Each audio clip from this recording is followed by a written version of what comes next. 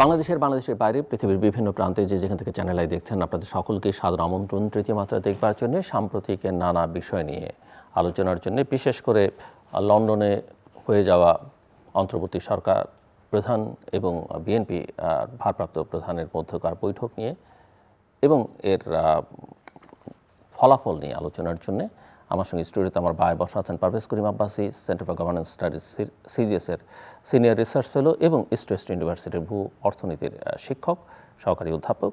আমার ডানে রয়েছেন প্রাক্তন কূটনীতিক অ্যাম্বাসাডার মোহাম্মদ শফিউল্লাহ। তিনি নানা সময়ে বিভিন্ন দেশে রাষ্ট্রদূতের দায়িত্ব পালন করেছেন বাংলাদেশের হয়ে এবং এর বাইরেও বিভিন্ন গবেষণা প্রতিষ্ঠানের সঙ্গেও নানাভাবে যুক্ত ছিলেন এবং আছেন। স্বাগত আপনাদের দুজনকে তৃতীয় মাত্রায়। মিস্টার পারভেজ করিম আব্বাসী, আপনাকে দিয়ে আলোচনাটা শুরু করতে চাই। যে বৈঠকটি প্রফেসর মোহাম্মদ ইউনূস এবং তারেক রহমানের মধ্যে লন্ডনে হয়ে গেল, এই বৈঠকের পূর্বাপর বৃত্তান্ত, এই বৈঠককে কেন্দ্র করে এবং শেষ পর্যন্ত এই বৈঠকের যে ফলাফল, সেটাকে আপনি কিভাবে দেখছেন? অনেকেই খুব উচ্ছ্বসিত, বিশেষ করে বিএনপি খুবই উচ্ছ্বসিত এবং অন্যান্য কিছু রাজনৈতিক দলেরও প্রতিক্রিয়া আমরা এর পথে দেখেছি। বাট আপনি কি দেখছেন আসলে? জি, ধন্যবাদ জিল্লু ভাই। এই যে সাধারণ বাংলাদেশি হিসেবে প্রথমে আমার অভিব্যক্তি যেটা আছে, যেটা সংখ্যাগরিষ্ঠ মানুষেরই হয়তো বা অভিমত আসে, আই এম শিওর এই প্যানেলে এখানে বা আমরা যারা আছি সবাই একই কথা বলবো যে আপাতত একটা স্বস্তির নিঃশ্বাস ফেল। কেননা আমাদের যে এখানে চিফ অ্যাডভাইজার ডক্টর ইউনূস যে ওনার রেটিনিউ নিয়ে গেলেন, এখানে হচ্ছে যে অ্যাক্টিং চেয়ারম্যান তারেক রহমানের সাথে দেখা করলেন বিএনপি এখানে শীর্ষস্থানীয় নেতৃবৃন্দের সাথে লন্ডনে।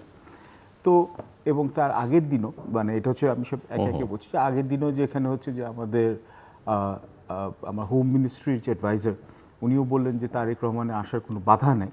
তো এইগুলো আমি বলবো যে একটার সাথে একটা হচ্ছে সম্পৃক্ততা আছে। এবং ডক্টর ইউনূসের এখানে ভিজিটের সময় এখানে এটা ভালো লাগলো অ্যাটলিস্ট, এখানে হচ্ছে যে এটা at least in camera or at least in public, এটা হচ্ছে যে যথেষ্ট ডক্টর ইউনূসও যথেষ্ট হচ্ছে যে এখানে হচ্ছে আন্তরিকতার সাথে অ্যাপ্রোচ করেছে এবং তারেক রহমানও হচ্ছে যথেষ্ট, আমি বলবো ওনাকে সম্মান দিয়ে কথাবার্তা বলেছেন। এবং যে পয়েন্ট অফ কন্টেনশন যেটা ছিল, যে বিএনপির দাবি ছিল যে ডিসেম্বরের মধ্যে নির্বাচন করা, আর ডক্টর ইউনূসের এখান থেকে ভাষণে যার বারবার আসে, ঈদের ভাষণ বা তার আগে জাপানে যেখানে ভিজিটে, যে এপ্রিলের মধ্যে নির্বাচন করা হবে, প্রথমার্ধের দিকে ফার্স্ট উইকের বা সেকেন্ড উইকের মধ্যে করা হবে। এবং তার সাথে সাথে আর্মি চিফের যে বক্তব্যটা ছিল, একটা ডেঞ্জারাস একটা সিচুয়েশনে একটা উদ্ভাবনা বা একটা সৃষ্টি হওয়ার সম্ভাবনা ছিল।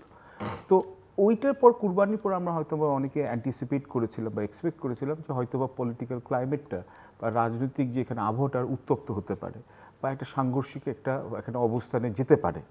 একদিকে যেখানে এনসিপি এবং হচ্ছে ডক্টর ইউনূসের গভর্নমেন্ট এবং আরেকদিকে আর্ম ফোর্সেস এবং এক অর্থে আপনি বলতে পারেন বিএনপি, যারা হচ্ছে ডিসেম্বরের দিকে নির্বাচন করতে, আর মাঝখানে দোদুল্যমান পেন্ডুলামের মতো জামাত ইসলামী আছে। কিন্তু আপাতত মনে হচ্ছে যে টেনশন হ্যাজ বিন অ্যাভার্টেড। এটা হচ্ছে নেকেড আই থেকে দিয়েছে বা এখানে দেখে মনে হয় মোটা দাগে ব্যবহার। কিন্তু এখন that raises more questions than answers. আমি চাই যে আচ্ছা, অনেকে বলবে যে ডিসেম্বর থেকে ফেব্রুয়ারি পর্যন্ত হলো, দুই পক্ষই হচ্ছে কম্প্রোমাইজ দেখিয়েছে বা ফ্লেক্সিবিলিটি দেখিয়েছে, মানে আমারটাও থাকলো না, তোমারটাও থাকলো না, আমরা মাঝামাঝি আসলাম। এখন আমার মাথায় আবার ঘুরছে আরেকটা কথা, যেটা হচ্ছে তাহলে তো জামায়াতে ইসলামী যে কথাটা বলেছিল ওটাই ফুলে গেল।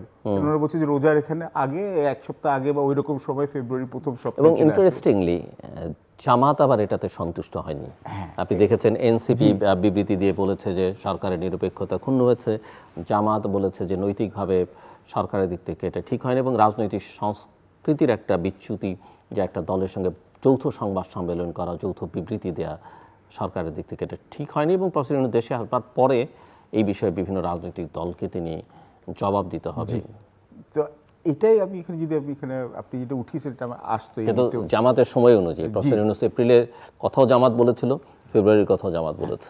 তো এইটা অনেকটা হচ্ছে নাম্বার ওয়ান একটা ন্যারেটিভ একটা আসছে বা একটা পারসেপশন মানুষের মধ্যে মতামত, যে ইনফ্লুয়েন্সিয়াল মানে হচ্ছে ডিসিশন মেকিং পজিশনগুলোতে বা পলিসির উপরে যে আপনার নীতিগত উপরে যে জামাতের একটা আউটসাইজ ইনফ্লুয়েন্স আছে।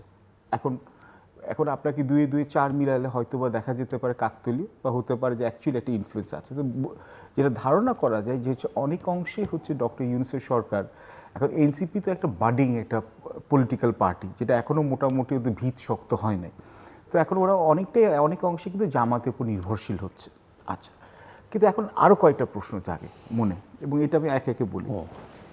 এক হচ্ছে, আমাকে কেউ বুঝাক সরকারের পক্ষ থেকে এবং হচ্ছে বিএনপির পক্ষ থেকে, দুই পক্ষ থেকে, যে ডিসেম্বর এবং এপ্রিলের জন্যে প্রথম দিকে এত কেন হচ্ছে একগুঁয়েমো ছিল।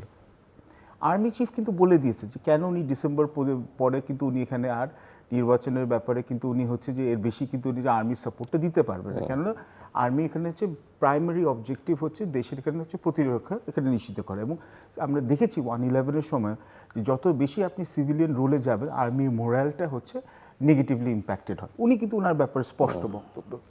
এখন প্রথম দায়িত্ব হচ্ছে যে অন্তর্বর্তীকালীন সরকারের যে এপ্রিল মাসের মজেজা কী, এটার এখানে, কেননা আপনি যদি দেখেন যে আর্ম ফোর্সেস যেটা হচ্ছে যে মেইন এখানে হচ্ছে one of the guarantors of this current dispensation, নাহলে তো শেখ হাসিনার সরকারের এখানে পতন হতো না। এখন আর্ম ফোর্সেস যে এইরকম যে একটা এখানে একটা সিগনিফিক্যান্ট রোল, তা আর্ম ফোর্সেসের সাথেও উনি একটা ওনার ডিস্টেন্স অ্যাটলিস্ট অন্তর্বর্তীকালীন সরকারে দেখলাম ইন পাবলিক চলে আসছে, যে একটা এখানে হচ্ছে যে একটা divergence, sharp divergence of opinion. এবং দুই নম্বর হচ্ছে সবচেয়ে বৃহৎ রাজনৈতিক দল বিএনপির সাথেও হচ্ছে যে মতের পার্থক্য হওয়া। তো কেন এটা হচ্ছে যেটা এতদিন ছিল না, তো এখন এই হানিমুন পিরিয়ডটা কেন বন্ধ হলো?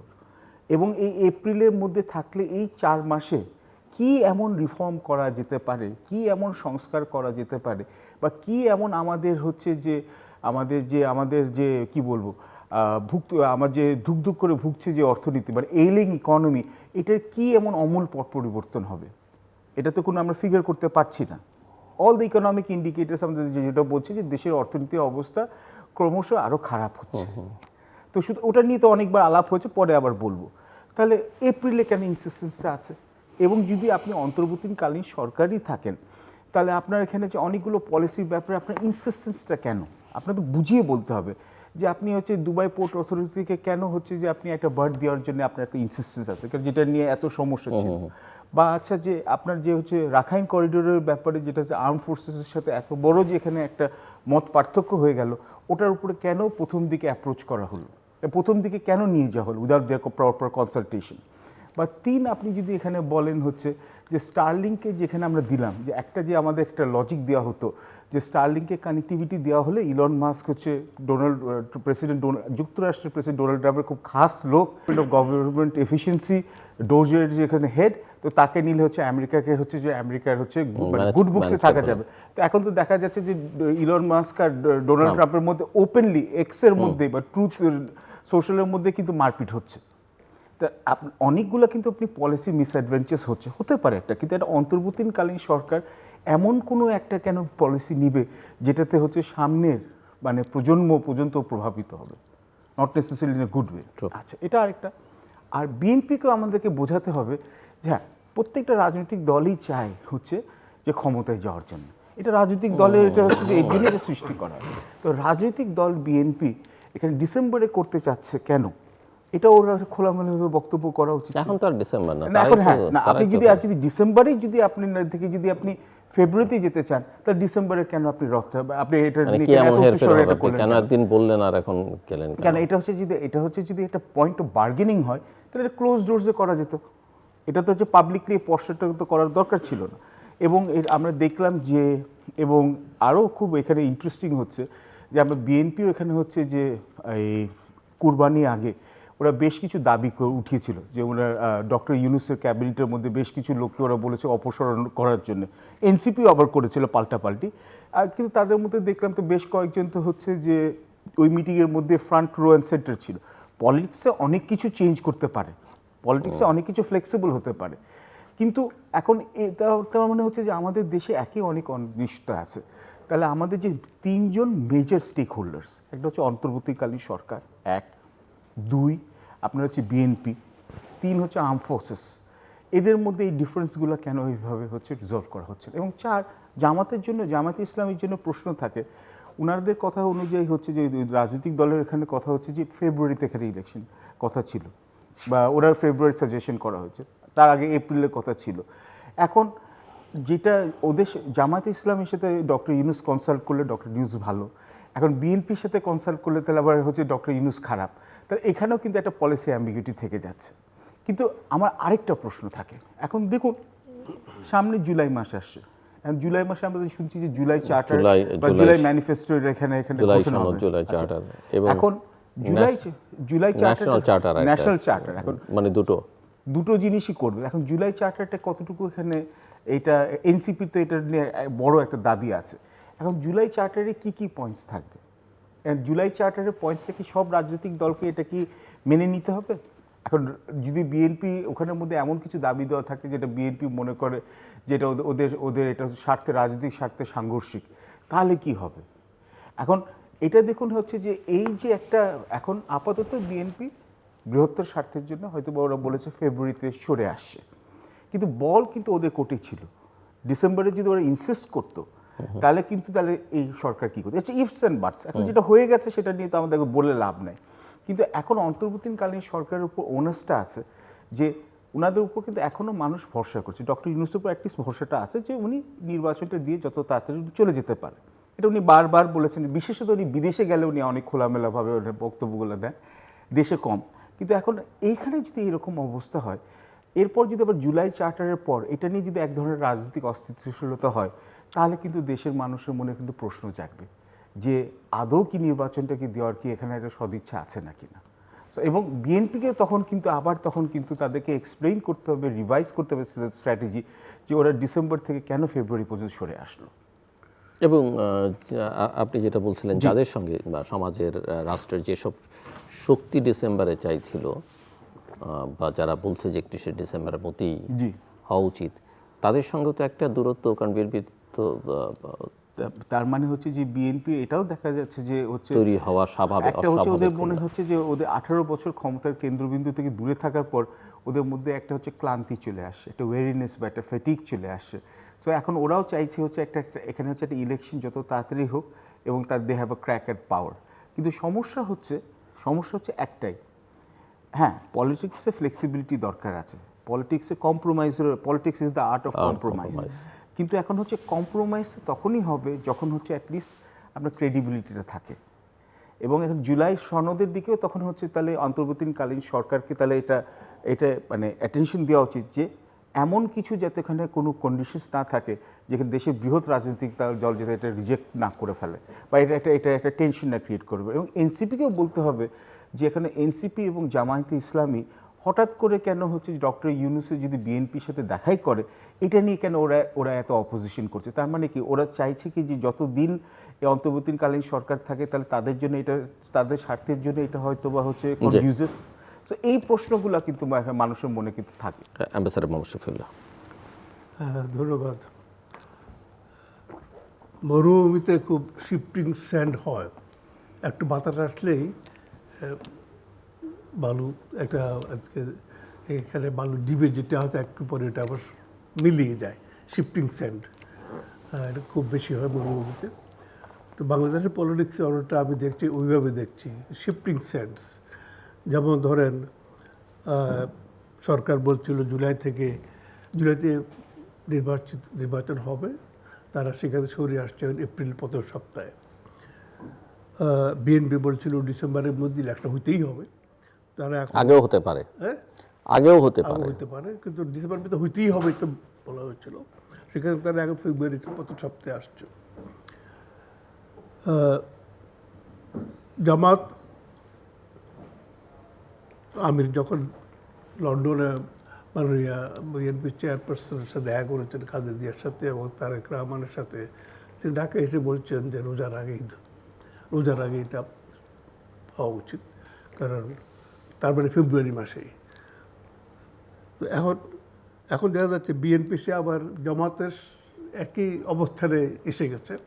এর আগেই কিন্তু ছিল বিএনপির সাথে সেনাবাহিনীর একটা একই ধরনের ইলেকশনের কথা বলা হয়েছিল। বিএনপি বলছে ডিসেম্বরের মধ্যে, সেনাবাহিনী বলছে ডিসেম্বরের ভিতরে বাঞ্ছনীয়, কারণ এটা সেনাবাহিনী নতুন করে বলার নেই, এর আগেও উনি বলেছেন 18 মাসের ভিতরে ইলেকশন হওয়া উচিত, কারণ ওটার পার্সপেক্টিভ আলাদা, যে সরকারের কতদিন উনি ল অ্যান্ড অর্ডার সমর্থন দিয়ে যাবেন। সেনাবাহিনীর তো বৃহত্তর কাজের দেশকে রক্ষা করা, এবং যেখানে আমাদের চারিপাশে আমরা দেখছি আমরা কীরকম আমরা অবস্থান নাজুক পরিস্থিতি আমরা আছি। এরপরে দেখা যায় আঞ্চলিক বা বিশ্ব পরিস্থিতি কী। আমরা দেখলাম যে অনগোয়িং ইউক্রেন যুদ্ধ চলছে, এদিকে হামাস ফিলিস্তিনিয়ান সাথে ইসরায়েলের, এখন দেখি ইসরায়েল আবার ইরান আক্রমণ করেছে। তো এই পরিস্থিতিতে আমাদের সেনাবাহিনীতে দেশকে রক্ষা করতে হবে। সুতরাং তাদের যে ডিসেম্বর ইলেকশনে চেয়েছে এটা অত্যন্ত যুক্তিপূর্ণ, তারা চেয়েছে যে আমার তো সেনাবাহিনী পুলিশে কাজ করার জন্য নয়, এটা আজকে গ্রামে গ্রামে বিএনপি এবং মারামারি হচ্ছে, সেনাবাহিনী গিয়ে এটা ইন্টারভিন করছে, এটা তো সেনাবাহিনীর কাজ নয় সেটা। এনিওয়ে এখন আমরা দেখছি যে অবস্থাটা এমন হয়েছে, একটা শিফটিং স্যান্ড হচ্ছে, মানে শেষ পর্যন্ত যেটা এখন শোনা যাচ্ছে, যেটা আমরা স্টেটমেন্টে দেখলাম লন্ডনে যে একটা যুক্ত ঘোষণা হয়েছে, সেটার সম্বন্ধে সবাই তো আমাদের দেশবাসী অনেকে জানেন। তো ওখানে বলছেন যে তারেক রহমান বলেছেন রমজানের আগে নির্বাচন আয়োজনের জন্য প্রস্তাব করেন। প্রধান উপদেষ্টা বলেছেন তিনি আগামী বছরের এপ্রিলের প্রথম দিকে নির্বাচন অনুষ্ঠানে ঘোষণা দিয়েছেন। সব প্রস্তুতি সম্পন্ন করা গেলে 2026 সালের রমজান শুরু হওয়ার আগে সপ্তাহেও নির্বাচন আয়োজন করা যেতে পারে। সেক্ষেত্রে এই সময়ের সংস্কার বিচারের বিষয় পর্যাপ্ত অগ্রগতি অর্জন করার প্রয়োজন হবে। আমার যেটা প্রশ্ন, যেটা কেউ হবে, এবং তারেক রহমান প্রধান উপদেষ্টার এই অবস্থানকে স্বাগত জানান। আবার প্রধান উপদেষ্টাও এই আলোচনার ফলপ্রসূ হওয়ার জন্য জনাব তারেক রহমানকে ধন্যবাদ জানান। তারেক রহমান ধন্যবাদ জানিয়েছেন বা বিএনপি খুশি আলহামদুলিল্লাহ এই দিয়ে সোশ্যাল মিডিয়া সয়লাভ। আমার প্রশ্ন যে এই স্টেটমেন্ট একজন ডিপ্লোম্যাট হিসেবে এবং পারভেজকে একাডেমিক হিসেবে আমার প্রশ্ন, যেখানে কি এটা নিশ্চিত করা যাচ্ছে এই স্টেটমেন্ট থেকে যে ফেব্রুয়ারি মাসে ইলেকশন হবে, এখানে বলা হচ্ছে যে সকল প্রস্তুতি শেষ হলে নির্বাচন হতে পারে। এখন সকল প্রস্তুতি 10 মাস আগে যখন আপনি বললেন সকল প্রস্তুতি শেষ হলে, যেখানে বাংলাদেশে 3 মাসে ইলেকশন করবার বহু রেকর্ড আছে হঠাৎ করে, এবং সেটা সম্ভব, তার মানে এখানে, এবং তারপরে বলা হচ্ছে যে সংস্কার এবং বিচার কার্যে যথেষ্ট অগ্রগতি অর্জন। তো যথেষ্ট অগ্রগতি, আমার প্রশ্ন এই 10 মাসে কী অগ্রগতিটা হয়েছে? সংস্কারের কোন শটা ওনারা করেছেন, আর বিচারেরই কি করেছেন? আমি আপনার কাছে আমি প্রথমে যেহেতু আপনি কথা বলছেন, তারপরে পারভেজের কাছে ব্যাখ্যা চাইব প্লিজ। মানে এই স্টেটমেন্ট থেকে একজন ডিপ্লোম্যাট হিসেবে আপনি কি মনে হয় যে এখান থেকে এটাকে অত্যন্ত কি বলবো নির্মমভাবে আলোচনা করি, অফকোর্স নির্মমভাবেই করবেন, একটা হিউজ কন্ডিশন দেওয়া আছে। হিউজ কন্ডিশনটা হলো যে প্রথমত প্রস্তুতির যথেষ্ট অগ্রগতি, এবং যেখানে প্রফেসর মোহাম্মদ ইউনুস বলছেন যে এখন ইলেকশন হলে রিগড হবে, ব্যালট বাক্স ছিনতাই হয়ে যাবে, আইন শৃঙ্খলা বাহিনী প্রস্তুত না, ওনারই কথা। সব প্রস্তুতি সম্পন্ন করা গেলে কি কি প্রস্তুতি এখানে আছে, কন্ডিশনাল প্রস্তুতি বলতে আমরা কি বুঝি, সরকার কি মনে করে, আমরা কি মানুষ জনগণ আমরা কি বুঝি, এটা একটা। তারপরে সেই ক্ষেত্রে সংস্কার ও বিচারের বিষয়ে পর্যাপ্ত অগ্রগতি অর্জন, তার মানে কি ভিজিবল হতে হবে। এবং বিএনপি এই জায়গায় এগ্রি করেছে, যেহেতু জয়েন্ট প্রেস কনফারেন্স, তাহলে বিএনপি এখান থেকে বেরোবে কিভাবে? সংস্কার এবং বিচার এই দুইটা পাবলিক যেন খোলা চোখে দেখতে পাই যে এই একটা একটা মানে একটা আমরা দেখতে পাই যে হ্যাঁ এটা হয়েছে, এই ক্ষেত্রে সংস্কার হয়েছে, যারা টেকসই হবে, জনগণের দেশের জন্য কাজে লাগবে। এবং বিচার ব্যবস্থাও ঠিক তাই, যারা জুলাই আগস্টে বা তার আগে বিগত 15 বছরে মানুষকে হত্যা করেছে, ভায়োলেশন হিউম্যান ভায়োলেন্সের চূড়ান্ত পর্যায়ে গেছে, যেখানে মানুষ নিখোঁজ হয়েছে, গুম হয়েছে, এই বিচার। তো এখন আমাদের বিচার প্রক্রিয়া যেটা আমরা দেখেছি 2004 সালে গ্রেনেড হামলা হয়েছে, তার বিচার 20 বছর পরে মানে কোথায় আছে আমরা জানি না। তো সেখানে আপনি কি করে আপনার, আর এখন তো বিচারও লাগে না, এখন মব কালচার, মব ওখানে, তার মানে সোশ্যাল মিডিয়াতে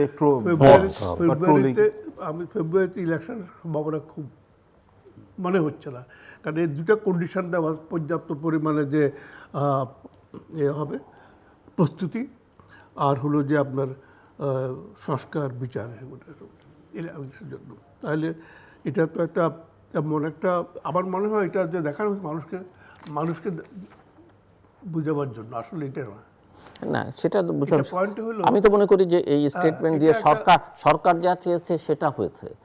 বিএনপি এখান থেকে, বিএনপি বলতে আমি জনগণ বা নির্বাচন যারা চাইছেন তারা এখান থেকে কি পেল সেটা আমি বুঝতে বিএনপি চাইছি। দেখেন, বিএনপি সম্বন্ধে আমি বলতে চাই না, কারণ আমি এটা রাজনৈতিক ব্যক্তিত্ব না। তবে আমরা এই দেশের মানুষ তো, আমরা দেখছি সবাইকে, বিশেষ করে 2001 সন থেকে তো আমরা দেখে আসছি। প্রথম 1990 থেকে যে আমাদের যে গণতন্ত্র যে অগ্রযাত্রা আমরা আরম্ভ করলাম অনেক, এরপর প্রথম দুজনেরই কিন্তু ইনোসেন্ট ছিল। 2001 সন থেকে সবাই রাজনীতিবিদেরা, আমাদের দুই পার্টির প্রধানেরা কিন্তু অন্য ভূমিকা অবতীর্ণ হয়েছেন, এবং আমরা তাদের গণতন্ত্র আমরা দেখেছি, এদেশে আমার গণতন্ত্র দেখেছে। আজকে 25 বছরে আমি বলবো যে এই দুটো ঈদ মানুষ করতে পেরেছে, চাঁদাবাজি ছাড়া, চাঁদা না দিয়ে করেছে। তো আমরা তো আবার গত রমজানের সময় কিন্তু দ্রব্যমূল্য স্থিতিশীল ছিল। মানুষ তো এটাই চায় যে আমাদের রাজনীতিবিদরা আমাদের এই জিনিস উপহার দেবে, সাধারণ মানুষ এই জিনিস উপহার দেবে, তো আমরা তো কিছু পাইনি। তো এখন যে ইলেকশন সম্বন্ধে যেটা দেখা যাচ্ছে, এটা আসলে something beyond this. There could be an understanding between the government তো একজনে বোঝায় এখন, and the BNP। এটা একটা ব্রডার আন্ডারস্ট্যান্ডিংয়ের ফলে এই একটা পজিশনে আসছে। আরও বলে বিএনপি সম্বন্ধে, ইট ইজ ভেরি আনফর্চুনেট যে যিনি কার্যত পার্টির প্রধান, তো দীর্ঘদিন লন্ডনে আছেন, ওনার বিরুদ্ধে এখনও কেস নাই। আমার মনে হয় আর কেস থাকলে তো দেশে আসা উচিত, কারণ দেশে যারা রাজনীতি করে তারা তো পুলিশের মার খাচ্ছে, জেলে যাচ্ছে, পালি থাকতে হয়, নেতৃত্ব টেস্ট ওইখানে হয়। বাংলাদেশে যারা নেতা হয়েছে, থার্ড ওয়ার্ল্ডে যারা নেতা হয়েছে, তারা তো স্যাক্রিফাইসের মৃত্যু দিয়ে তারা দেশে আসছে। এখন বিদেশ থেকে যদি আমরা পার্টিভাবে চালাতে এই অবস্থাই হবে, কারণ আমরা পার্টি এখানে বলছে ডিসেম্বরে ইলেকশন হবে, আবার এখন দেখা যাচ্ছে যে নিজে ফেব্রুয়ারির কথা বলছেন, তারপরে কত শিফট হয়ে গেছে এখানে। এই শিফটিংটা তো আমরা একটা ইকুয়েশন দেখি, প্রথম ইকুয়েশন ছিল আরবির সাথে একটা ইকুয়েশন ছিল ডিসেম্বর, আর একটা দেখি জামাতের সাথে এখন ফেব্রুয়ারিতে আরেকটা ইকুয়েশন। এর মধ্যে থার্ড ইকুয়েশন কী হবে সেটা আমাদের দেখতে হবে। জামাত হ্যাপি না, জামাত যেটা এখন বলছে সেটা ফেস সেভিং, যে আমাদের একজনের সাথে, আসলে তো জামাতের পজিশন ফেব্রুয়ারি ইলেকশন এর আগে, তাই তো পজিশন একবার আসছে। সুতরাং কোথায় যে কে কাকে রিং, বা এমনও হতে পারে যে জামাত যখন ফেব্রুয়ারিতে বলেছে আর জামাত আসলে এটা মিন করে বলেনি, এমনও হতে পারে। জামাতও হয়তো অনেক দেরিতে চায়, কারণ তার তো কোনো সমস্যা হচ্ছে না, সে তো ঘর গোছাতে পারছে, সব পাচ্ছে। হাতির দাঁতের মতো টাচ যেটা দেখে মানুষ, তো ওইটা তো দেখে দাঁত না, দাঁত তো ভিতর যে খায়। সুতরাং রাজনীতিটা আছে যে দেখাবে, যেটা বলবে তার চেয়ে আর একটা ফেস তাদের আছে। আমি আপনার ওই কথাটাতে বলবো। তো বেশ কয়েকটা পয়েন্ট আমি এটার মধ্যে মানসিকভাবে সাজিয়েছি যে বলবো। আপনি যে বললেন না যে বিএনপির আর যে এখানে যে অ্যাম্বাসেডার বললেন, এখানে যে স্যার বললেন যে এখানে কন্ডিশন যদি ভিজিবল প্রোগ্রেস হয় তাহলে হবে। তো অনেকটা কাহিনীটা অনেকটা এরকম যে যদি ভিজিবল প্রোগ্রেস হয় এই সংস্কারের ব্যাপারে এবং হচ্ছে আপনার রায়ের ব্যাপারে, তাহলে এখানে হচ্ছে ফেব্রুয়ারিতে হলেও হতে পারে। এটা অনেকটা আমার ছোটবেলায় একটা গল্প পড়েছিল, আমি এটা দিয়ে বলে তো বোঝাচ্ছি। তো গ্রাম দেশে এক হুজুর, তো এখানে হচ্ছে আগেকার দিনে তো মানুষ হচ্ছে পরীক্ষা দেওয়ার সময় হচ্ছে কলম পোড়া, তাবিজ এইগুলো নিয়ে যেত। তো একটা ছাত্র ছিল, ছাত্রটা মোটামুটি ছাত্র, আহামরি কিছু না। তো সে পরীক্ষায় পাশ করার জন্য সে হুজুরের কাছে, ইমাম সাহেবের কাছে গেছে যে আমাকে একটা তাবিজ দিয়ে দেন। তো তাবিজ দিয়ে গেছে, তো যথারীতি পরীক্ষা দিল। পরীক্ষা দেওয়ার পর দেখা গেল ছেলেটা হচ্ছে যে ইজ্জতের সাথে ফেল করেছে, মানে খুব বাজেভাবে। তো সে তখন ইমাম সাহেবের কাছে গেছে, তো বলছে হচ্ছে যে আপনি যে তাবিজটা দিলেন কোনো কাজই হলো না। বাবা তাবিজটা খুলো। তো তাবিজটা খোলার পর দেখা গেছে ওখানে লেখলো, আরবি ট্রান্সলেশন এখানে বললো যে যদি এই মানে ছাত্র যদি চেষ্টা করে, পড়াশোনা করে, তাহলে সে যাতে আল্লাহ তুমি তার সাথে সাথ দাও, সে পাশ করে। এখন কথাটা হয়েছে কি, এখন অনেকটা কাহিনীটা অনেকটা এরকম হয়ে গেছে। কাহিনীটা কি, লন্ডনে যাওয়ার আগে পর্যন্ত, আমি যেটা আপনার ওখানে বলেছিলাম, এখন এটাকে এক্সপ্যান্ড করি, লন্ডনে যাওয়ার আগে পর্যন্ত মোমেন্টাম ওয়াজ ইন বিএনপি's কোর্ট। এটা আমার মনে বিএনপি নিজেও এটা বুঝে নেয়, এটাকে ডিফিউজ করে দেওয়া হয়েছে।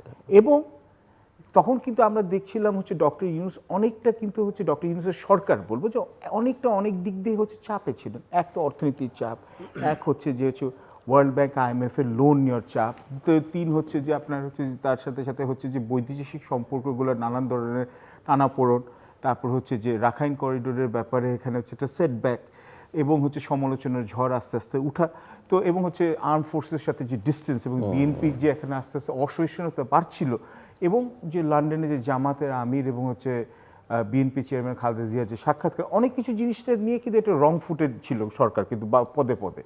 তো এবং তখন কিন্তু শোনা যাচ্ছিল যে এখানে হচ্ছে যে ডিসেম্বরের দিকেই হচ্ছে কিন্তু এখানে নির্বাচনে শোনা যাচ্ছিল। এই মিটিংয়ের পর, এখন মিটিংয়ের ভিতরে কি আলাপ হয়েছে আমরা জানি না, জয়েন্ট ব্রিফিংটা দেখলাম, এবং এর মধ্যে জয়েন্ট ব্রিফিং আমরা দেখলাম হচ্ছে যে বেশ কিছু লোক ছিলেন যাদের নিয়ে হচ্ছে বিএনপি যথেষ্ট পাবলিকলি এদের অ্যালার্জি আছে। লাস্ট সেকেন্ডে এখানে পলিটিক্সে সব কিছু চেঞ্জ করতে পারে, তাহলে কিন্তু আমি বলবো মোরাল ভিক্টরি কিন্তু ইউনূস গভর্নমেন্ট। অফকোর্স, কেননা এক, negotiation from a position of weakness they have converted into a position of strength. হ্যাঁ, বিএনপি যেটা করেছে হচ্ছে they have tried to portray themselves in public যে we are a responsible political party, যে দেশের এখানে হচ্ছে রাজনৈতিক স্থিতিশীলতার জন্য আমরা একটা হচ্ছে একটা পিসফুল একটা কোঅপারেশন ভাবে পিসফুলি আমরা ডায়ালগে দিয়ে কম্প্রোমাইজ দিয়ে রিজলভ করার জন্য ছাড়ও দিচ্ছি। কিন্তু কথাটা হচ্ছে আপনি কথার মাঝখানে ইফস অ্যান্ড বাটস, একটা ইংরেজিদের কথা আছে devil lies in the details. তো একটা অ্যাগ্রিমেন্ট সাইন করার সময় বলে ইন দ্য ফাইন প্রিন্ট। আপনি যদি এখানে বলেন না যেখানে 30% ডিসকাউন্ট, তো নিচে দেখবেন হচ্ছে যেখানে 30% ডিসকাউন্ট বা 50%, নিচে অনেক ছোট করে লেখা থাকে ফাইন পয়েন্টে কন্ডিশনস অ্যাপ্লাই। অ্যান্ড এই কন্ডিশনস অ্যাপ্লাইয়ের সমস্যাটা হয়ে গেছে এখানে। কেননা আপনি দেখুন ডক্টর ইউনূসের নাই ঠিক আছে, এটা আমি কেন পুরো অনেকেই যা সারা দুনিয়াতে মানবে, উনি কিন্তু সারা বিশ্বে কিন্তু ওনার একটা আলাদা আইডেন্টিটি আছে। উনি কিন্তু he is known for his own, মানে বাংলাদেশের যদি আপনি গভর্নমেন্টের যিনি হেড অফ স্টেট হয়, আমার কাছে মনে হয় যে ওনার কাছে একটা বার্ডেন, আমার কাছে ব্যক্তিগতভাবে মানে ওনার কাছে বার্ডেন বা একটা লাইবিলিটি হতে পারে। কেন কিছু লোকের কাছে সমাদিত, অনেক লোকের কাছে সমালোচিত, অনেক লোকের কাছে কিছু লোক ওনাকে দেখতে পারে না। তো nobody wants that kind of life, at least if you not a politician. কিন্তু ওনার আশেপাশে যারা আছেন, যারা হচ্ছে হঠাৎ করে নিউ ফাউন্ড রেলিভেন্স পেয়েছে, যেমন মনে করুন নতুন যে একটা রাজনৈতিক দল হচ্ছে যে প্রাক্তন ছাত্রদের নিয়ে এনসিপি, এখন ওদের সাথে তো সরকারের সাথে একটা গভীর সম্পৃক্ততা আছে, এবং এটা কিন্তু এটা গভর্নমেন্টে এক ধরনের একটা বি টিম হিসেবে এটা কাজ করছে। যদি আপনি ভুলে না যান 1/11-এর সময় কিন্তু এখানে গ্রিন পার্টি বা এরকম বেশ কিছু একটা দল কিন্তু হয়েছিল। তো এখন ওদেরও তো হচ্ছে গভর্নমেন্ট পেট্রোনেজের একটা দরকার আছে, এবং তারপর হচ্ছে নানান ধরনের যে ছোট ছোট যে মানে আপনার যে বলবো যে ধর্মীয় যে রাজনৈতিক দলগুলো আছে, যেগুলো এখন মানে লার্জার দেন লাইফ ওরা একটা ইনফ্লুয়েন্স ওরা করছে, ওরাও তো এই ইনফ্লুয়েন্সটা থেকে ওরা এখান থেকে সরে যেতে চাচ্ছে না। এবং আরও দুটো ইম্পর্টেন্ট পজিশন আছে যেটা আমরা এখানে ভুলে যাই। একটা হচ্ছে যে আমাদের মাল্টিল্যাটারাল ফিনান্সিয়াল ইনস্টিটিউশনস যেগুলো আছে, ওয়ার্ল্ড ব্যাংক, IMF, সবসময় ওদের সাথে একটা ভালো সম্পর্ক ছিল, কিন্তু এই প্রথম কিন্তু ওরা হচ্ছে যে বাংলাদেশের গভর্নমেন্ট পলিসির ব্যাপারে ডিরেক্টলি ইমপ্লিমেন্ট করার ব্যাপারে কিন্তু ওদের কিন্তু রোলটা আরও বড় হয়ে গেছে। এবং এটা আমাদের দেশের একটা দুর্ভাগ্য। আওয়ামী লীগের সরকারের আমলে যেটা আমরা এখানে অনুমান করতাম, পরে তো অনেক অংশে প্রমাণ হলো যে দেখলাম যে বেশ কিছু দূতাবাস, যেমন ভারতীয় দূতাবাস বা হচ্ছে যে আপনার চীনের দূতাবাস অতটা না কেন, বাট এখানে ভারতীয় দূতাবাসের এখানে দেখতাম যে একটা ডিসপ্রপোর্শনেট ইনফ্লুয়েন্স আছে। নিউ দিল্লির সাথে ঢাকা পলিসি সিনক্রোনাইজেশনের কথা তো আগের আওয়ামী লীগ সরকারের মন্ত্রীরা ওপেনলি অ্যাডমিট করেছে। এখন দেখা যাচ্ছে হচ্ছে বেশ কিছু পশ্চিমা এখানে আমি বলবো না যে ওদের রাজধানীতে এটা হচ্ছে, মানে বাট ওখানকার পশ্চিমা এখানে এমবেসি এখানে দেখবো যে তাদের অ্যাম্বাসেডাররা বা তাদের যে এখানে যে সিনিয়র ডিপ্লোম্যাটিক স্টাফরা, they are bigger supporters of doctor Yunus than Bangladeshis. আমি আপনাকে এটা বলছি কেন, ওরা হচ্ছে যে ডিরেক্ট অ্যাক্সেস হয়তো বা পাচ্ছে।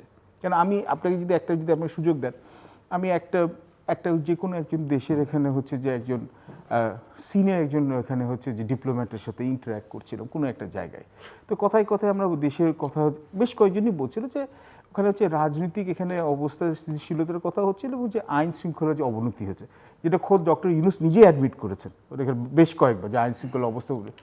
আমি সবচেয়ে আশ্চর্য হলাম যে পশ্চিমা বিশ্বের যে একজন সিনিয়র ডিপ্লোম্যাট, উনি অ্যাক্টিভলি ওখানে নাকচ করলেন। এবং অনেকক্ষণ ধরে উনি যুক্তিতর্ক খাড়া করার চেষ্টা করলেন যে এখানে হচ্ছে যে এটা তো কথাটা ঠিক না। এখন সমস্যা হচ্ছে যখন আপনার ভেস্টেড ইন্টারেস্ট একসাথে জড়ো হয়ে যায় তখন কিন্তু হচ্ছে যে মানে ইলেকশনসে যাওয়ার জন্য কিন্তু একটা বাধা দাঁড়িয়ে যায়। এটা কিন্তু আমাদের এখানে এটা ভুললে হবে না। এবং এখন সমস্যা হচ্ছে কি, এখন এখন কিন্তু এখানে সিটিজেন্সদের কিন্তু এখন আমরা অ্যাক্টিভিটি দেখছি না, এখন কিন্তু দেখছি নেটিজেন্সের। Netizen is not citizen. ওখানে কিন্তু আপনি একটা পোস্টে দেখবেন যে 50টা গালি পড়ে গেল, ওটা দেখা গেল একজনই হয়তো বা এখানে ট্রোল করছে, এখানে এআই বট বা এখানে বট করছে, এবং এখানে আপনি এবং তার জন্য আপনার এবং আরেকটা জিনিস হয়ে গেছে সোশ্যাল মিডিয়াতে, সব কিছুর একটা ইউজ আছে কিন্তু কোনো কিছু বাড়াবাড়ি ভালো না। আপনার যদি মনে থাকে আরও যে আমাদের 70s দিকে, লেট 60s 70s 80s দিকে একজন মানুষ খুব ইনফ্লুয়েন্সিয়াল হয়ে গেছিলেন, সিরাজুল আলম খান, যাকে কাপালিকও বলা হতো, স্যার হয়তো মনে করবেন। এবং উনি ভিন্ন ভিন্ন সময় শেখ মুজিবকেও অ্যাডভাইস দিয়েছেন, প্রেসিডেন্ট এরশাদকেও অ্যাডভাইস দিয়েছেন, এবং ওনার সবাই বলা হতো যে রহস্যময় পুরুষ, ছায়া জগতের পুরুষ। এখন সমস্যা হয়েছে, এবং ওনার চেয়ে মানে যত না ওনার দ্বারা ভালো হয়েছে তার চেয়ে বেশি হয়তো বা দেশের হয়তো বা খারাপ হয়েছে, এবং নানান ধরনের অভ্যুত্থান বা এখানে চেঞ্জের মধ্যে এখানে সিরাজুল আলম খানের আইডিয়াসগুলো ইনফ্লুয়েন্স করেছে। যাই হোক, এখন দেখা গেছে যে ওনার চেয়ে অনেক কম বিদ্যা বুদ্ধি ছাড়া, মানে ওনার মতো এত বিদ্যা বুদ্ধি না থাকলেও অনেক কিন্তু এবং ওনাকে কিন্তু ডাকনাম ছিল কাপালিক। এখন কিন্তু অনেক অনলাইন কাপালিক এখানে জুটে গেছে দেশে বিদেশে, এবং নানান এজেন্ডা ড্রাইভ করে ওরা, এবং দেখা গেছে যে অনেকেই চায় হচ্ছে এই স্ট্যাটাস কোটাতে কিন্তু তাদের হচ্ছে সুবিধা আছে। কেননা আগে শেখ হাসিনার সরকারের আমলে যেটা হয়েছিল কি, আপনার হচ্ছে মিডিয়া সেন্সরশিপ ছিল, সেলফ সেন্সরশিপ ছিল, এবং তো দমন পীড়ন, এখানে হচ্ছে গুম, এটা তো ছিলই। কিন্তু তার জন্য হয়েছিল যে অনলাইন মিডিয়া অ্যাক্টিভিস্ট বিশেষ করে বিদেশে যারা ছিল তারা একটা সাহসী ভূমিকা করেছে, এবং এটা অনস্বীকার্য। কিন্তু সমস্যা হচ্ছে সাহস দরকারও সেই অর্থে ছিল ডরেকের জন্য, বিদেশে থাকলে তো জি ওই আবার অনেক সুযোগ সুবিধা, অনেক কিছু থেকে ওরা রেস্ট্রিকশন থেকে ওরা মুক্ত, এটাও কিন্তু মানুষ ভুলে যায়। এখন প্রবলেম হচ্ছে যে এখন হচ্ছে হঠাৎ করে হচ্ছে যে এখন যে অগাধ এখানে যে তথ্যর মানে এখানে এই তথ্য প্রবাহের এখানে যুগে এখন কিন্তু হচ্ছে যে নানান রকমের মিসইনফরমেশন, অপতথ্য এবং ডিসইনফরমেশন, ভুল তথ্য দিয়েও কিন্তু একটা আধা মন গড়া কাহিনী বের করে দিচ্ছে, এবং এটা কিন্তু মানুষের পলিসি ইনফ্লুয়েন্স করছে। এবং আমি অনেক সময় দেখেছি হচ্ছে যে সরকারও হচ্ছে যে সরকারের তো এটা এখানে তথ্য উইং আছে, ওরা কিন্তু এখানে হচ্ছে এটাতে কিন্তু এটাকে ডিজোন করছে না, বা অন্তর্বর্তীকালীন সরকারের এখানেও আপনি কি দেখেছেন যে একটাও আমাদের অ্যাকাউন্টেবিলিটিতে একটা বিশাল বড় হচ্ছে এই সরকারের একটা বিশাল বড় একটা প্ল্যাঙ্ক। তো এই দায়বদ্ধতার ব্যাপারে বা এই জবাবদিহিতার ব্যাপারে একজনও কি উপদেষ্টাকে স্মরণ হয়েছে? আপনি ধরেন হচ্ছে যে মানে আপনার যে এখানে অর্থনৈতিক অবস্থা ভালো না, কোনো রিপ্লেসমেন্ট কিছু হয়েছে, বা হচ্ছে আইন শৃঙ্খলা অবস্থা অতটা ভালো না, আপনার কি কোনো রিপ্লেসমেন্ট হয়েছে? তার মানে হচ্ছে যে এটা হচ্ছে একটা খুব ইনার সার্কেলের মধ্যে FNF যেটাকে বলে ফ্রেন্ডস এন্ড ফ্যামিলির মধ্যে অপারেট করা হচ্ছে। মানে রিশাফলটা দেখি না, কিন্তু ইনক্লুশনটা আমরা দেখি যখনই দরকার হচ্ছে আবার ওই প্রশ্নটাও আবার আছে এখানে, এটা ইনক্লুশনটা আবার স্পেশাল অ্যাসিস্ট্যান্ট, স্পেশাল অ্যাডভাইজার, এখন নতুন নতুন অনেক পদ কিন্তু আমরা দেখলাম। এবং প্রবলেমটা হচ্ছে কি, what is so special about those assistants and advisors? National security adviser বাংলাদেশে প্রথমবারের মতো সেটাও দেখলাম। এখন ওটাও হচ্ছে যে ওটা আপনি যখন বলেছেন এখানে যে নানান রকম পদ পদবি হয়েছে, ভালো কথা, এবং অনেকে হচ্ছে হাই রিপ্রেজেন্টেটিভ, এখন মানে হোয়াটস ইন আ নেম বলা যায়, কিন্তু এখন কথা হচ্ছে যে ঠিক আছে যদি একটা মনে করা হয় যে ইনফ্যাক্ট এক পররাষ্ট্র মন্ত্রণালয়ের বোধহয় সম্ভবত নানা ইয়েতে 4 জন গুরুত্বপূর্ণ ব্যক্তি হয়েছেন আমার মনে হয়, অ্যাপার্ট ফ্রম দ্য পররাষ্ট্র উপদেষ্টা, মানে ওনার বাদে আরও 4 জন চলে আসেন। হ্যাঁ, এখন এটাও শোনা যায়। এখন সমস্যা হচ্ছে আপনি এতগুলো পজিশন ক্রিয়েট করছেন, দেখুন আপনার কিন্তু it should B a small government, it should B a smart government. আগে সরকারের কিন্তু কিন্তু আমাদের কিন্তু গ্রিভান্স ছিল, কমপ্লেইন ছিল যে নানান ধরনের পদ পদবি দিয়ে সরকারের জনগণের এখানে হচ্ছে যেখানে করদাতার টাকাটা এখানে খরচ করা হচ্ছে। তো এখন এই অ্যাকাউন্টেবিলিটিটা তো আমরা এখানে ঠিক করতে পারছি না।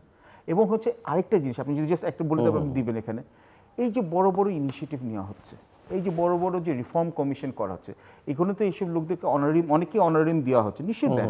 এটা তো কি আমার আপনার টাকা না, সাধারণ মানুষের টাকা। এখানে হচ্ছে আপনি ডিরেক্ট ট্যাক্স বা ইনডিরেক্ট দেন, প্রত্যক্ষ কর দেন বা পরোক্ষ কর দেন, টাকা দিয়ে তো যাচ্ছে এখানে। এই টাকাটা দিয়ে এটা কি আউটফলটা, মানে আমার আউটপুটটা কি, আমার শেষের যে এখানে আপনার রিফর্মের আপনি কোনটা, এতগুলো যে আপনার রিফর্ম কমিশনের একটাও কি আপনি কোনো ট্যাঞ্জিবল কোনো প্রমাণ পেয়েছেন? বা আমি কি এটা আমার আপনার লাইফে এই যে এত বড় ইনভেস্টমেন্ট সামিট হলো, কতটুকু ইনভেস্টমেন্ট রিয়েলাইজ হলো, তো এইসব জিনিসের জবাবদিহিতা কে দিবে? তো আমার তো মনে হচ্ছে জবাবদিহিতার ব্যাপারে অন্তর্বর্তীকালীন সরকার আমাদের রোড শোর মতো আরো বড় আকারে। জি অ্যাম্বাসেডর,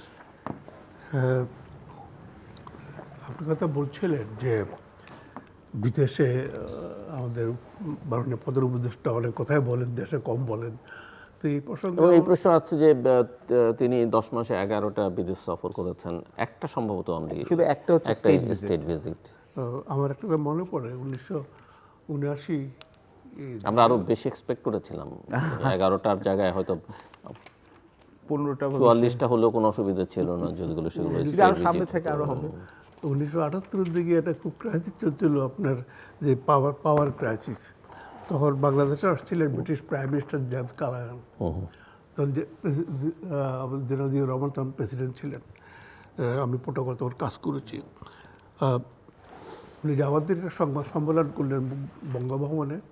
তখন বাংলাদেশ টেলিভিশনের ডাইরেক্টর নিউজ প্রশ্ন করলেন যে ব্রিটিশ ইলেকশনে আপনার দল আবার ফিরে আসার সম্ভাবনা কতটুকু? তো gentleman, we don't discuss home politics এব্রড।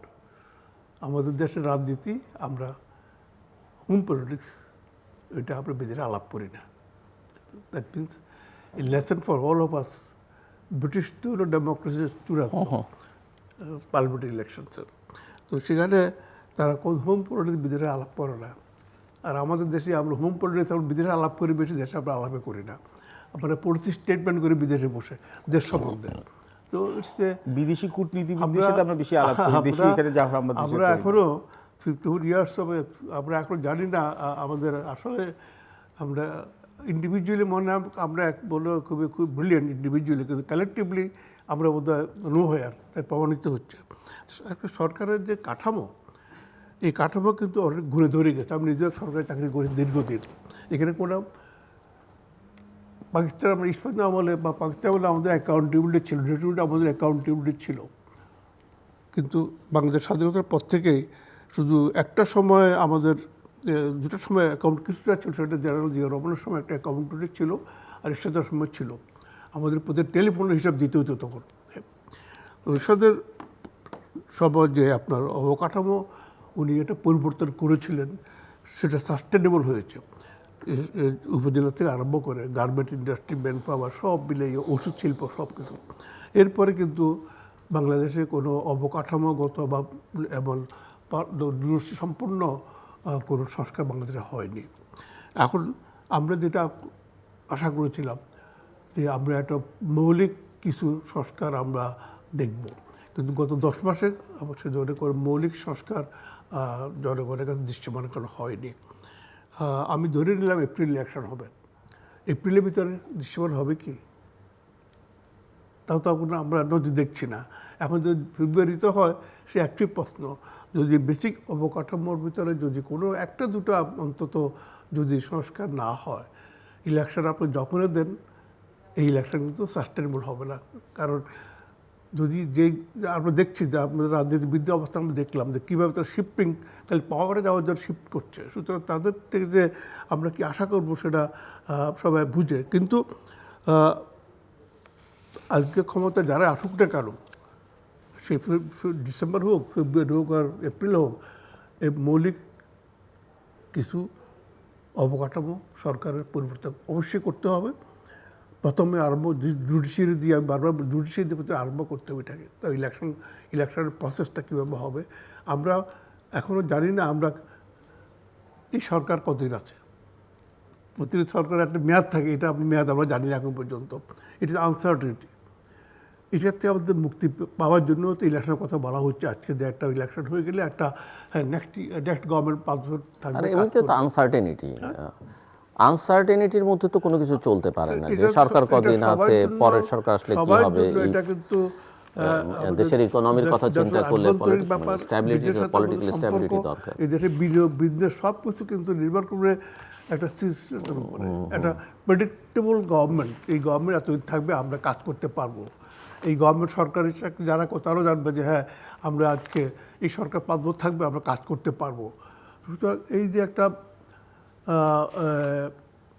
Framework যে কখন ইলেকশনটা হবে, এর ভিতরে কী কী কাজ করা সম্ভব। প্রায়োরিটি সবগুলো একসাথে হয়তো হবে না, 1 2 3 4 কী করা হয়েছে 10 মাসে, আমি আগে এই কাজটা করব। আমি একটা দুটা কাজ দেখানো হয়েছে বেসিক, যে আমি একটা এই কাজটা আমি আমি কাজ হচ্ছে যেটা আমার পরে টিকে থাকবে, সাস্টেনেবল হবে। সুতরাং এই প্রায়োরিটিটা এখনও আমরা ঠিক জানি না। সবাই বলে যে দরকার, এটা অবকাঠামো পরিবর্তন দরকার, কারণ সরকারি অফিসে গেলে আপনি সার্ভিস পাচ্ছেন না, কারণ অ্যাকাউন্টেবিলিটি নেই, সারাক্ষণ প্রমোশনের পিছনে ঘুরে। আর গভর্নমেন্ট এত বড় গভর্নমেন্ট হয়েছে, এখানে 11-12 লক্ষ লোক কাজ করে। আমাদের ইকোনমিতে এটা সাস্টেনেবল না। সব দেশে যারা উন্নতি করেছে, মালয়েশিয়া থেকে আরম্ভ করে, আমার বাড়ির আশেপাশে উদাহরণ দিই, মালয়েশিয়া, সিঙ্গাপুর, দক্ষিণ কোরিয়া, এরা কিন্তু স্মল গভর্নমেন্ট, প্রাইভেট সেক্টর বড়। শুধু আমাদের কিন্তু উল্টো, আমাদের হলো গভর্নমেন্ট বিশাল একটা গভর্নমেন্ট, আর প্রাইভেট সেক্টর হলো ছোট। যারা ইনকাম জেনারেট করে, বিনিয়োগ করে, দেশের অর্থনীতি অবদান রাখে, তারা প্রাইভেট সেক্টর। সেখানে এটা হলো আয়তন ছোট, আর সরকার হলো এত বড় যে আমাদের যে ট্রেড বিজনেস ইনভেস্টমেন্ট যে টাকাটা আসে তার অর্ধেকের বেশি শুধু এই সরকার পালন করতে আমাদের খরচ হয়ে যাচ্ছে। তো সেখানে অবকাঠামোগত পরিবর্তন না আসলে মানুষের মুক্তি হবে না। এটা কিন্তু আমরা বলতে পারি ইলেকশন হবে ডিসেম্বর, জানুয়ারি, ফেব্রুয়ারিতে বা এপ্রিল হতে পারে, কিন্তু এই ইলেকশন উদয় সংস্কার কত সাস্টেনেবল হবে সেটা আমরা বুঝতে পারছি। যে আমরা দীর্ঘদিন আমরা অপেক্ষা করছি যে আমাদের একটা দেশে একটা ডিরেকশন আমরা যাব, একটা গিভেন ডেটে আমাদের ইলেকশন হবে, গিভেন ডেটে নতুন সরকার আসবে, আমরা এই সরকার আমরা এই কাজ আমরা করবো, অ্যাকাউন্টেবল হবে মানুষের কাছে, জনগণের কাছে, পার্লামেন্টের কাছে। আমরা সেইটার ধারে কাছে এখনও যাইনি। আমরা এখন পর্যন্ত পারিবারিক কেন্দ্রিক রাজনীতির ভিতরে আমরা ঘুরপাক খাচ্ছি। এটার থেকে মুক্তি না হলে কিন্তু আমাদের ভবিষ্যৎ খুবই বলবো যে এটা অত্যন্ত ব্লিক। কারণ আমাদের বিশ্ববিদ্যালয়গুলো তো লেখাপড়া হয় না আজকাল, আর পাবলিক বিশ্ববিদ্যালয় মানুষ কোথায় তৈরি হবে? এদের সবচেয়ে প্রয়োজন হলো ম্যান পাওয়ার তৈরি করা। ম্যান পাওয়ার তৈরি করার সবচেয়ে এই দেশের প্রাধান্য।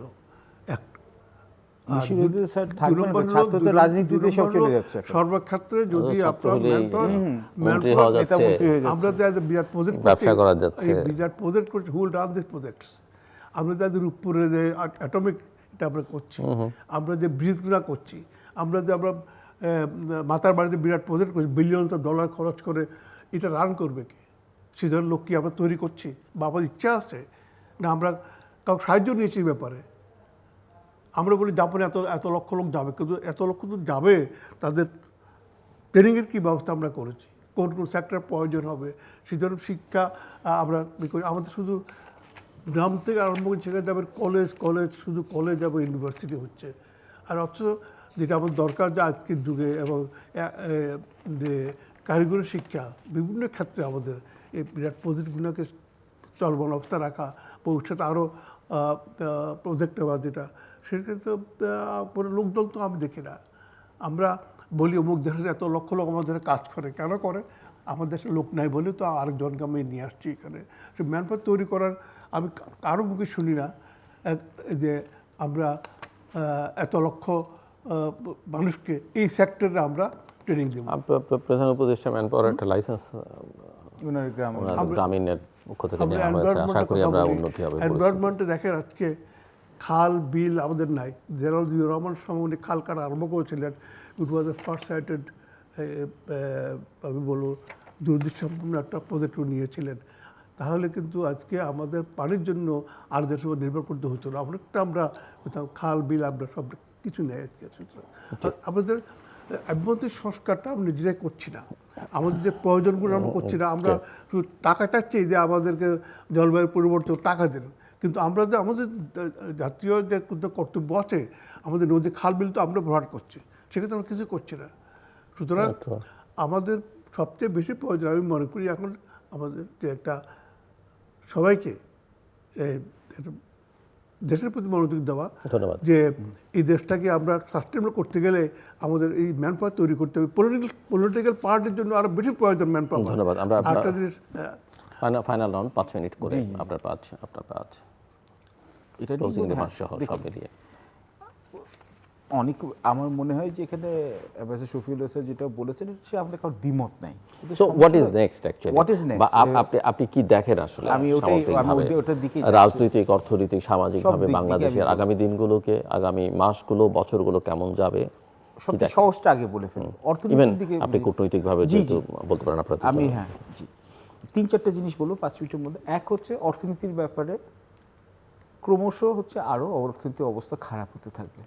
কারণ এটা হচ্ছে আমার কথা না, বাংলাদেশ ব্যাংকের যে পরে যে 3টি পরবর্তী যে এখানে আর্থিক বছর ফিনান্সিয়াল ইয়ারগুলো ফিজিক্যাল ইয়ারগুলো নিয়ে ওরা করছে, ওগুলোর উপর কিন্তু ওরা বলেছে হচ্ছে যে বাংলাদেশের অর্থনীতি কিন্তু প্রবৃদ্ধি হার কমতে থাকবে।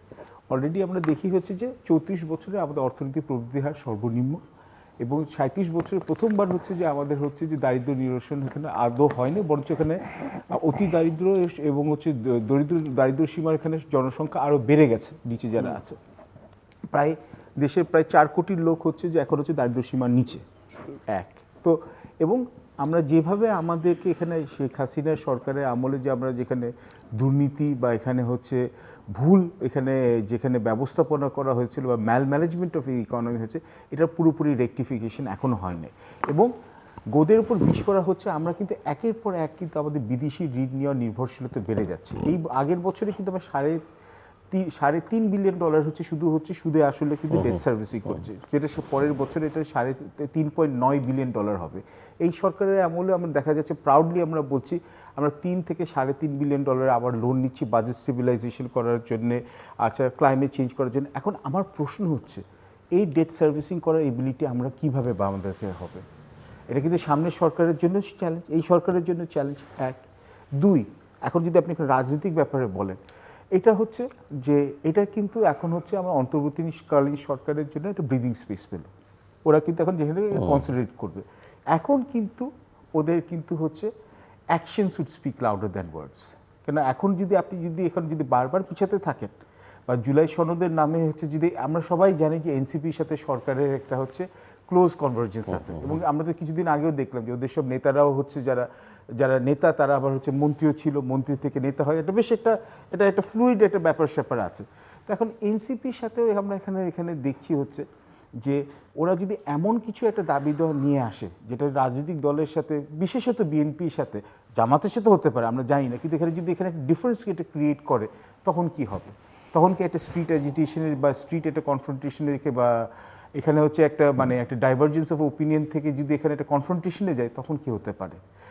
এবং আরও ইম্পর্টেন্ট হচ্ছে যে এখানে এই আত্মতুষ্টিতে যেটা বিএনপি আপাতত আছে, সেলফ কংগ্রেচুলেট করছে, এখন ওদের মধ্যে কি এখন আপাতত কি ওদের কি অ্যাকচুয়ালি ওই প্রিপারেশনটা হয়েছে? কেন আমরা যে এখনও শুনছি যে ওরা সবাই এখন থেকে হচ্ছে যে পদবির জন্য এমন জেলা লেভেল পর্যন্ত এখানে শুরু হয়ে গেছে, কিন্তু বিএনপি ধরে রাখি এমন তো না যে নির্বাচন হলে মানুষ বিএনপিতে দিবে, এনসিপিও আসতে পারে, জামাতও আসতে পারে। এটা এখানে হচ্ছে যেখানে এটা তো এমন না যে এখানে হচ্ছে যে এটা রিটেন ইন স্টোন। এখন ধরেন ওখানে যদি হলো ওরা কি ওয়ার গেমিং করেছে যে এখানে জুলাই সনদের ব্যাপারে এটা কি ওদের কি মতামত আছে বা কি বক্তব্য আছে বা হাউ দে উইল রিঅ্যাক্ট? জুলাই সনদের ব্যাপারে যদি এখানে একটা জুলাই চার্টার আর একটা হচ্ছে আবার জাতীয় ন্যাশনাল, সংসদ। জি এখন এই দুটোর সাথে এখানে হচ্ছে ওরা কি এখানে এক হবে? বা আরেকটা জিনিস হচ্ছে যে তারপর যদি মনে করেন নতুন যদি প্রপোজাল আসে যে প্রেসিডেন্টের এখানে হচ্ছে the right to hire right to এখানে হচ্ছে form a government and dismiss a government, যেটা পাকিস্তান এখানে যে আছে, যেটা সুযোগ নিয়েছিল ফারুক লেঘারি বা যে এবং হচ্ছে বেনজির ভুট্টো এবং হচ্ছে আপনার প্রেসিডেন্ট ইসাক গেছে এবং নওয়াজ শরীফকে একবার ফেলতো একবার আনতো, হচ্ছে যে আপনার যদি পার্লামেন্ট থেকে 2 টিয়ার পার্লামেন্ট করে তখন হচ্ছে কে পলিসি প্রপোজ করবে আর কে পলিসি অ্যাপ্রুভ করবে, এগুলো কিন্তু চিন্তা করার বিষয়। এবং 3 এটা হচ্ছে কি ওরা কি এখন ওয়ার গেমিং করেছে? যদি মনে করেন অন্তর্বর্তীকালীন সরকারের পরের দিকে যে ওরা আবার যদি একটা স্টান্ট বা একটা জিমন্যাস্টিক্স হয় এবং এটা স্টান্টবাজি হয়ে যায় এবং তারপর যদি ওরা আবার যদি এখানে ইলেকশন থেকে যদি সরে আসে বা যদি আবার যদি এপ্রিলের দিকে যায়, তখন এগুলো কিন্তু ওদের চিন্তা করতে হবে। এবং মোস্ট ইম্পর্টেন্টলি যেই ক্ষমতায় আসুক তাদের কিন্তু সামনে আরও অনেকগুলো বড় বিষয় আছে। 1, অর্থনীতিকে কীভাবে এটাকে আবার ফিক্স করা যায়। 2, ব্যবসায়ীদের কীভাবে কনফিডেন্স রিস্টোর করা যায়। 3, কিভাবে আইন অবস্থা বা ল অ্যান্ড অর্ডারটাকে আবার রিস্টোর করা যায়। 4, আমাদের পুলিশ এবং বিউরোক্রেসিকে কীভাবে আবার ঢেলে সাজানো যায় উইদাউট এলিনেটিং দ্য কনফিডেন্স। 5 হচ্ছে যে আপনি বললেন না যে ন্যাশনাল সিকিউরিটি অ্যাডভাইজার একজন ব্যক্তি মাত্র। ন্যাশনাল সিকিউরিটি আর্কিটেকচারটা আমাদের একটা ইমপার্শিয়াল, একটা এফেক্টিভ একটা আর্কিটেকচার আনতে হবে, যেখানে সবচেয়ে এফেক্টিভ লোকদেরকে আনতে হবে, কি সিভিলিয়ান কি non civilian. The best possible people will work on বাংলাদেশের সিকিউরিটি স্ট্র্যাটেজি। ইকোনমিক সিকিউরিটি হতে পারে, আপনার ডিপ্লোম্যাটিক সিকিউরিটি হতে পারে, রিলিজিয়াস সিকিউরিটি হতে পারে, এবং হচ্ছে অফকোর্স হচ্ছে ক্লাইমেট চেঞ্জের সিকিউরিটি হতে পারে, এবং হচ্ছে আপনার যে এআই এবং হচ্ছে যে টেকনোলজিক্যাল সিকিউরিটি, অনেকগুলো অ্যাসপেক্ট আছে। শুধু আমরা যে আমাদের এখানে এক ধরনের চিন্তা ভাবনা করলে হবে না। এবং ইন্ডিয়ার সাথে যে আমাদের সম্পর্কটা যাচ্ছে, বা হচ্ছে যুক্তরাষ্ট্রে যে ইদানিংকালে যে প্রোটেকশনিস্ট একটা টেন্ডেন্সি যাচ্ছে, এবং তারপরে হচ্ছে যে চায়নার সাথে যে একটা কনফ্লিক্টের দিকে যুক্তরাষ্ট্র যাচ্ছে, কিন্তু 2027 সাল কিন্তু 4 বছর ধরে বলে যাচ্ছে, তখন কিন্তু এই বাংলাদেশ কিন্তু এইভাবে কিন্তু সিটিং অন দ্য ফেন্স যে আমরা সবার সাথে সম্পর্ক রাখতে চাই, এককালে যেমন friendship to all manage two নান, ওটা কিন্তু হবে না। ইন্দো প্যাসিফিক স্ট্র্যাটেজিতে আপনি কি কমিট করছেন নাকি না? জিসোমি এবং অক্সাতে আপনি সাইন করছেন নাকি না? এব্রাম অ্যাকর্ডের নামে একটা এখানে হচ্ছে যে একটা সামনে কিন্তু আপনার একটা বড় একটা এজেন্ডা পুশ করবে, এটা সৌদি আরবিয়া পুশ করবে, ওটাতে তখন আপনি কি করবেন? এবং সবচেয়ে ইম্পর্টেন্ট, আমি জাস্ট একটা কথা বলে দিই, এই ইসরায়েলের যেখানে আরবিটারি অ্যাটাক হলো গাজাতে, তারপর ইন্ডিয়ার পাকিস্তানের যেখানে এটা শুট আউট হলো, এবং এখন যে এই যে লং যেখানে এটা অনেক আগে অ্যান্টিসিপেট করেছে ইসরায়েল যে এইভাবে রোল আউট করে ইরানের উপর অ্যাটাক করলো, এই যে এই মিসঅ্যাডভেঞ্চার্সগুলো, এবং এখন হচ্ছে মাইট ইজ রাইট, এখন কোনো ইন্টারন্যাশনাল স্ট্রাকচার নেয় এটাকে থামানোর জন্য, এখান থেকে আমাদের পার্শ্ববর্তী দেশ ভারতের সাথে যে আমাদের সম্পর্ক উত্তরোত্তর খারাপ হচ্ছে, এবং এখানে হচ্ছে যে এখানে হচ্ছে ভারতেরও এখানে মৌলবাদীদের এখানে উত্থান, এবং আমাদের এখানেও হচ্ছে মৌলবাদীদের উত্থান, এটা কিন্তু তাহলে সামনের দিকেও কিন্তু এখানে কিন্তু এরকম যাতে মিসঅ্যাডভেঞ্চার যাতে না হয়, আমাদের কিন্তু কন্টেইনমেন্ট স্ট্র্যাটেজি হবে। এই একটা কিছু আমরা এখানে কনসেন্ট্রেট করতে পারবো না যদি নিজেদের মধ্যে লড়াই করে। সো নির্বাচনটা যত তাড়াতাড়ি হওয়া যায়, এবং নির্বাচনটা যতটা ফেয়ার হয় এবং যতটা ইনক্লুসিভ হয়, ততটা দেশের জন্য মঙ্গল। অ্যাম্বাসেডর, ধন্যবাদ। উনি প্রফেসর মূল্যবান কথা বলছেন, যেটি হলো জাতীয় নিরাপত্তার ব্যাপারটা। এটা আমাদেরকে গভীরভাবে ভাবতে হবে, কারণ আমাদের দুটো মাত্র প্রতিবেশী, একদিক দিয়ে রোহিঙ্গা ঢুকছে, অলরেডি আছে 13 লক্ষ, আরও ঢুকছে, আরেকদিকে পুশিং চলছে। প্রতিদিন গণমাধ্যমে দেখি ভারত থেকে পুশিং করছে বাংলাদেশে। তো এখন এই অবস্থার মধ্যে আমাদের সবচেয়ে প্যারামাউন্ট ইম্পর্টেন্ট হলো জাতীয় নিরাপত্তা। এই জাতিকে টিকে থাকার জন্য যে ব্যবস্থাপনা, সেই ব্যবস্থাপনা তো যেহেতু হাউস ডিভাইডেড, এটা হাউস ডিভাইডেড হয়, তখন তো এই নিরাপত্তাহীনতা সবাই বুঝবে। ছোটো পরিবার থেকে আরম্ভ করে একটা দেশ একই পর্যায়ে যদি আপনার হাউস ডিভাইডেড থাকে, তখন সেখানে নিরাপত্তায় মানুষ ভোগে। তো নিরাপত্তা একপর দিতে পারে যদি আমরা ইনস্টিটিউশনাল ফ্রেমওয়ার্কের দিকে যাই, স্টার্টিং ফ্রম ইলেকশনস এবং রিফর্মস, বেসিক রিফর্ম করতে পারি, এবং যার যে কাজ, সেই কাজটা যদি আমরা সুষ্ঠুভাবে করতে পারি, সে সুযোগ যদি আমাদের থাকে। কারণ আমাদের রাজনীতিবিদরা যখন ক্ষমতার বাইরে থাকে তখন এক ধরনের বক্তব্য রাখেন, ক্ষমতা গেলে সম্পূর্ণ বিপরীত তার কাজকর্ম সেভাবে তারা দেখেন। এটা আমরা এত বছর দেখিয়ে আসছি। তো এটা টোটাল চেঞ্জ সবার দিক থেকে যদি আসে, তাহলে কিন্তু আমাদের ভবিষ্যৎ ভালো। আর যদি আমাদের টোটাল চেঞ্জ না সবার দিক থেকে না আসে, বিশেষ করে যারা দেশ পরিচালনা করবেন, সেটা শুধু রাজনীতিবিদদের সব ক্ষেত্রে এই যে পরিবর্তন যদি না আসে, তাহলে কিন্তু আমাদের ভবিষ্যৎ আমরা যে কোথায় গিয়ে ঠেকবে এটা বলা মুশকিল। কারণ আমরা তার কোনো লক্ষণ দেখছি না যে একটা unified approach towards security of the country, wellbeing of the country, সেটা অ্যাপ্রোচ দেখছি না। আমরা একদিকে যাচ্ছি। এখন যেটা সবাই ধারণা করছে, হয়তো একটা ইলেকশন হয়ে গেলে, সুচারু সুন্দর ইলেকশন হয়ে গেলে হয়তো আমরা একটা ডিরেকশন দিয়ে যেতে পারি, এই একটা সম্ভাবনা আছে। তো সেটা যতই তাড়াতাড়ি ততই ভালো। তবে যেটা আপনার বলছেন জুলাই সনদের কথা বলছেন, তো আমি দেখতে পাচ্ছি পরিষ্কারভাবে এখানে কারোর ক্লিয়ার হবে না। সবাই না কম্প্রোমাইজিং মুড দেখছি এখন, যে সরকার, জামাত ইসলামী, বিএনপি সবাই তো দেখি যায় কম্প্রোমাইজিং মুডে তারা চলে আসছে, একটা জায়গায় চলে আসছে এখন। এরকম ভালো, দেশের জন্য ভালো যদি মেজর স্টেক হোল্ডাররা যদি একটা কনস্ট্রাকটিভ পথের দিকে যায়, টেনশন ক্রিয়েট না করে জাতির জন্য, এটা কিন্তু মঙ্গলজনক।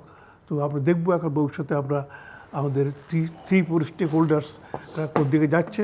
এনসিপি নাম্বার দিয়েছেন, এনসিপির কথা বলেননি আপনি।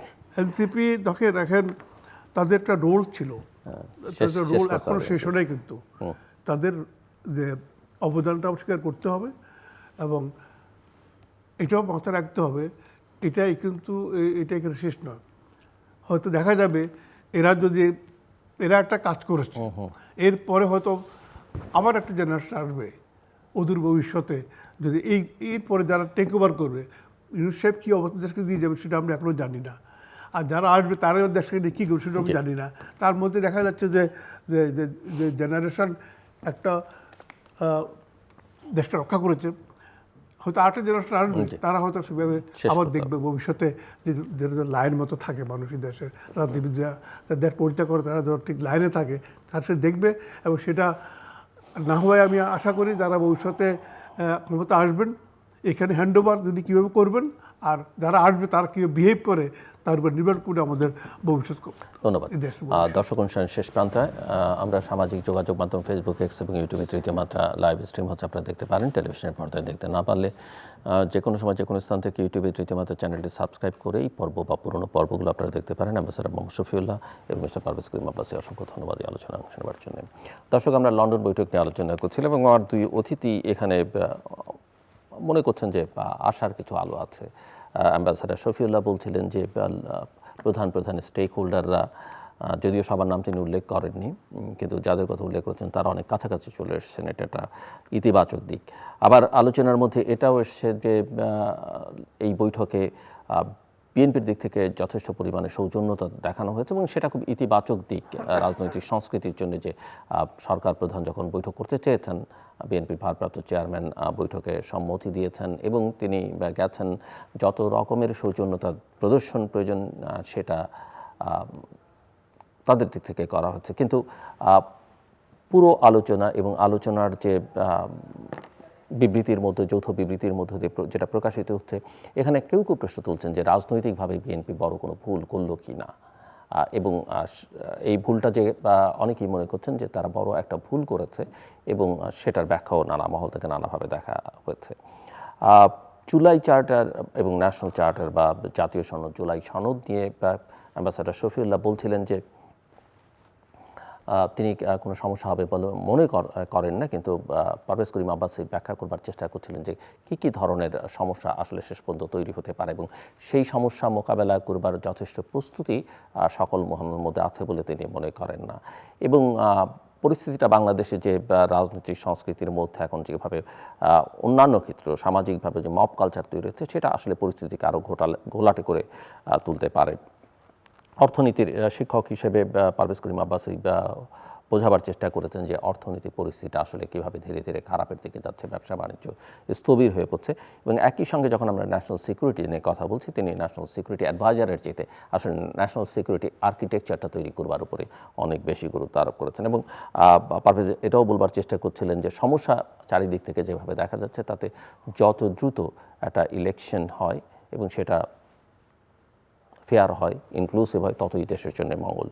যদিও অ্যাম্বাসেডর শফিউল্লাহ সংস্কারের কথা বলছিলেন এবং আমরা সবাই চাই সংস্কার, অপরাধীদের বিচার, এটি আমাদের সকলের আকাঙ্ক্ষা, জাতীয় আকাঙ্ক্ষা, কিন্তু যে সরকারটি ক্ষমতায় বসে আছে তারা এই বিষয়ে কথা বলছে বটে, কিন্তু গত 10 মাসে একটি উদাহরণও তারা দেখাতে পারেনি যে এই সব ক্ষেত্রে তারা মিনিমাম কিছু, ন্যূনতম কিছু করতে পেরেছেন। দর্শক, আমাদের সঙ্গে থাকবার জন্য অসংখ্য ধন্যবাদ। আমাদের সবার জন্য শুভকামনা।